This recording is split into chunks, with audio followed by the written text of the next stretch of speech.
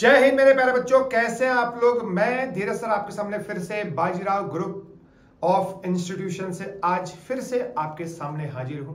आज important information आपके सामने लेके आ रहा हूं। देखो मेरे प्यारे बच्चों, देखो किसी भी एग्जाम को फतेह करने के लिए सबसे पहले हमको उसका सिलेबस पता होना चाहिए ना, हमें क्या पढ़ना है और क्या नहीं पढ़ना है, ये सबसे पहले जरूरी है। अरे हमको यह पता ही नहीं है कि हमें सैनिक स्कूल में क्या क्या आता है और हम कुछ भी पढ़े जा रहे हैं। मैथ्स में हम कुछ भी पढ़े जा रहे हैं, रीजनिंग में हम कुछ भी पढ़े जा रहे हैं, इंग्लिश ग्रामर में कुछ भी पढ़े जा रहे हैं, जीके में एसएसटी हो, साइंस हो, 9th क्लास की।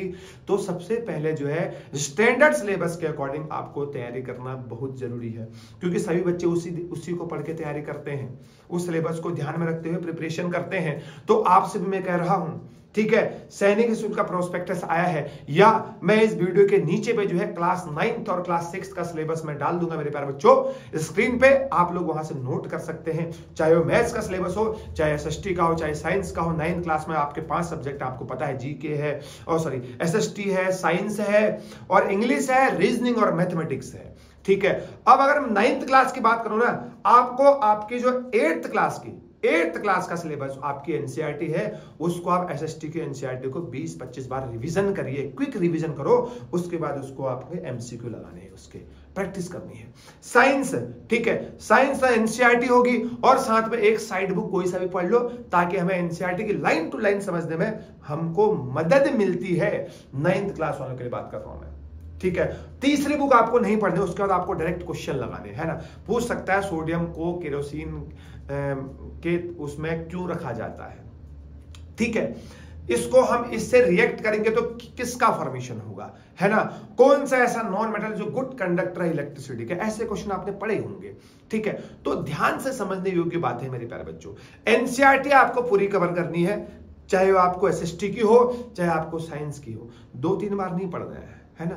आप स्कूल का एग्जाम देने नहीं जा रहे हैं, आप किसी भी कंपटीशन का एग्जाम देने जा रहे हैं जिसमें जो है क्वेश्चन देखते तुम्हारे माइंड में जो है आंसर आना चाहिए, सोचने की जरूरत नहीं पड़नी चाहिए। आपको इतनी प्रैक्टिस करनी है और इतनी प्रैक्टिस तब होगी जब आप उसको कई बार पढ़ेंगे, कई बार रिवीजन करेंगे और कई बार आपने एमसीक्यू को सॉल्व किया होगा, ठीक है। ये एसएसटी और साइंस के बारे में है। इंग्लिश ग्रामर आपके अनसिन पैसेज आते हैं, एंटोनिम सिनोनिम्स आएंगे, एरर्स आएंगे, क्वेश्चन टैग्स आएंगे, आर्टिकल आएंगे, वर्ब, टेंस, ये आपके बेसिक ग्रामर आपको 9th क्लास के लिए याद करना है, ठीक है। फिर बात आती है आपकी एसएसटी, मैंने आप बता दिया आपको। Reasoning, verbal and non verbal दोनों रीजनिंग आते हैं। सिलेबस में एक एक करके मैं नीचे जो भी सब्जेक्ट बोलूंगा उसके नीचे आ रहा है, आप स्क्रीन पे देख सकते हैं, ठीक है। फिर आता है सबसे इंपॉर्टेंट मैथमेटिक्स। हालांकि आरएमएस में जो है हर क्वेश्चन जो है 1 नंबर का होता है, लेकिन सैनिक स्कूल में जो है मैथ्स एक क्वेश्चन 4 नंबर का होता है और 400 नंबर का पेपर होगा। 200 नंबर की आपकी मैथमेटिक्स होती है, जिसमें एक क्वेश्चन जो है 4 नंबर का होगा। तो इसका मतलब आपको मैथ्स को बहुत ही बढ़िया बनाना है, बहुत बढ़िया।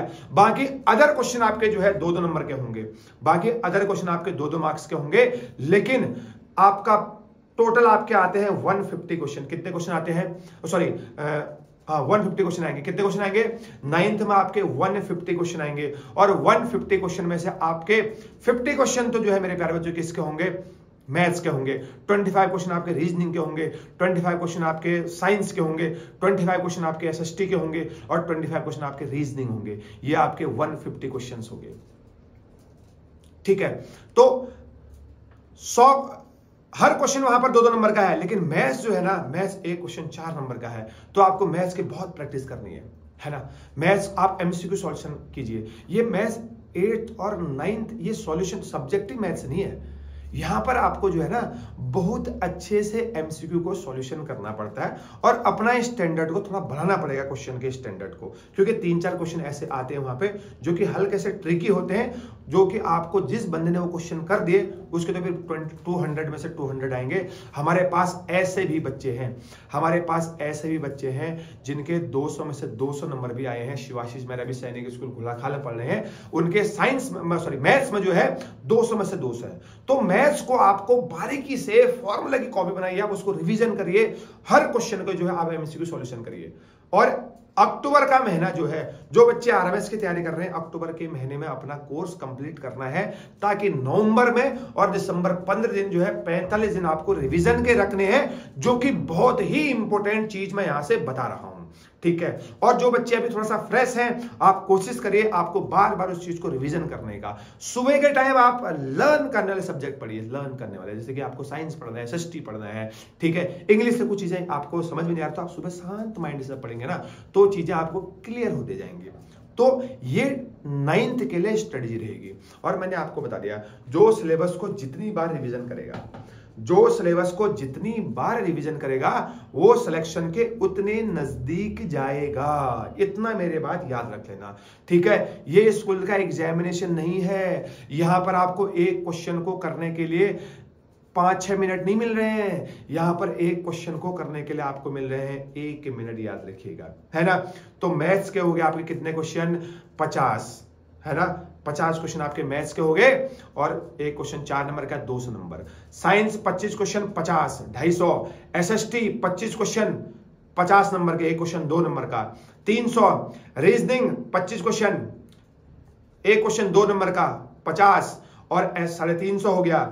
और इसके बाद गया आपका ग्रामर, ग्रामर आपका एक क्वेश्चन 2 नंबर का होगा, 25 क्वेश्चन आएंगे, और टोटल कितने हो गए मेरे प्यारे बच्चों, 400 आपका जो है टारगेट है। अगर आपको 400 में से सिलेक्शन के लिए आपको कम से कम सिलेक्शन के लिए आपको 380 नंबर चाहिए।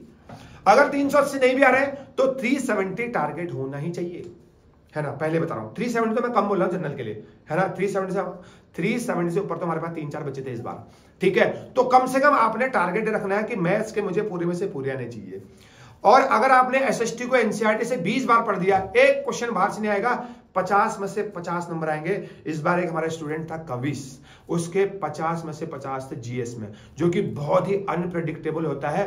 पूरी एनसीईआरटी पढ़ी थी कई बार, तो उसके पूरे में से पूरे नंबर थे। तो जब आप सिलेबस को जितनी ज्यादा बार रिवीजन करेंगे, सिलेक्शन के नजदीक आप उतनी ज्यादा जल्दी पहुंचेंगे, और क्वेश्चन को आप अच्छे से समझ पाओगे, और तेज तेज उसका सॉल्यूशन हो जाएगा आपसे। अगर आपने सिलेबस 2-3 बार ही पढ़ा हुआ है, अगर आपने सिलेबस को 2-3 बार ही पढ़ा हुआ है, तो फिर आप कैसे उम्मीद कर लेंगे कि हमारा क्वेश्चन जो है टू द पॉइंट जल्दी से जल्दी सॉल्यूशन हो जाएगा, है ना। आपको 180 मिनट में आपको क्वेश्चन करने हैं 180 मिनट में 150 क्वेश्चन करने हैं, और साथ में ओएमआर भी भरनी है ना। 150 गोले भरने में कम से कम 10-15 मिनट तो चाहिए ही चाहिए।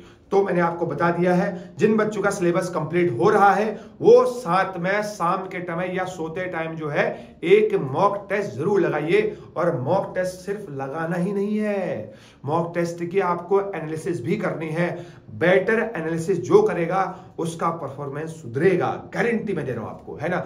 मैंने बहुत सारे एग्जांपल देता हूं। आपके कोई गेम खेलते हैं, याद रखिए गेम, अगर आपका परफॉर्मेंस गेम में अच्छा नहीं हो रहा है, आपका परफॉर्मेंस जो है मैच में अच्छा नहीं हो रहा, आप लगातार 6-7 मैच से जो है अच्छा नहीं कर रहे हैं, इसका मतलब है आप जो गलती कर रहे हैं ना, उसकी एनालिसिस नहीं की आपने।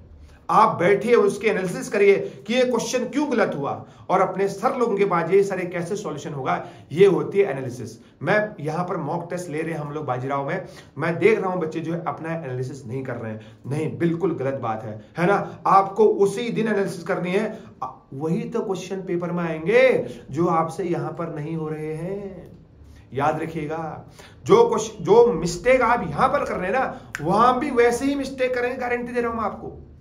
तो इसलिए जो है आपने उन चीजों को काउंटर करना है जो चीजें आपसे गलत हो रही हैं मॉक टेस्ट में। मॉक टेस्ट का मतलब क्या होता है, प्रैक्टिस कर रहे हैं हम रियल एग्जामिनेशन के लिए, रियल मैच के लिए हम लोग प्रैक्टिस कर रहे हैं। इसलिए मैं आपको बता रहा हूं, जितनी बार आप प्रैक्टिस करोगे, जितने मॉक टेस्ट लगाओगे, आपका परफॉर्मेंस सुधरते जाएगा, इतनी गारंटी मैं आपको दे सकता हूं।